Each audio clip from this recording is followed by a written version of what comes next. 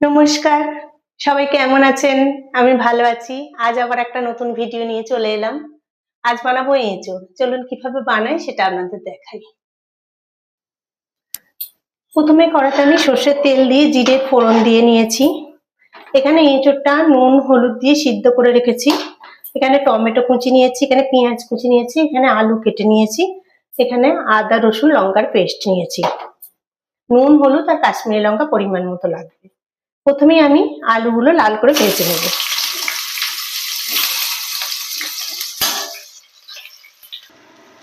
আলুগুলো লাল করে ভাজা হয়ে গিয়েছে, এগুলো এবার আমি তুলে রাখবো। এই তেলের মধ্যে এবার আমি পেঁয়াজ কুচিগুলো দিয়ে দেবো আর লাল করে একটু ভেজে নেব।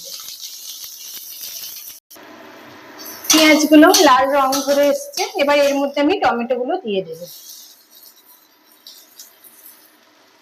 আদা রসুন লঙ্কার পেস্টটাও দিয়ে দেবো।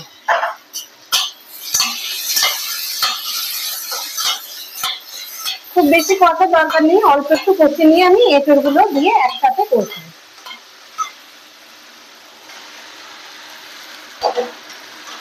আপনারা চাইলে তেল ছাড়া পর্যন্ত অপেক্ষা করতে পারেন, আর যদি তাড়াতাড়ি করতে চান তাহলে এইভাবে করতে পারেন।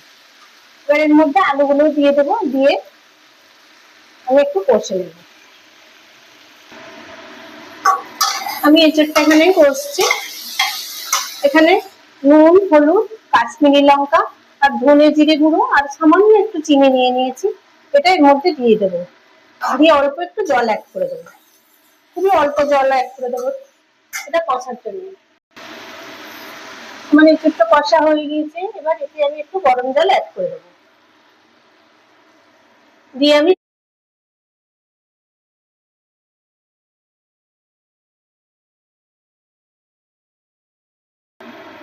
আমার আলুটা সিদ্ধ হয়ে গেছে। আমি নামানোর আগে এখানে ঘি আর গরম মশলা দিয়ে দেবো। পরিবেশনের জন্য আমার আজকের এঁচড় রেডি হয়ে গেছে। এইভাবে আপনারা বাড়িতে বানিয়ে দেখবেন, খেতে খুবই ভালো লাগে। পুরো ভিডিওটা দেখবেন, লাইক কমেন্ট করে পাশে থাকবেন। সবাই ভালো থাকবেন।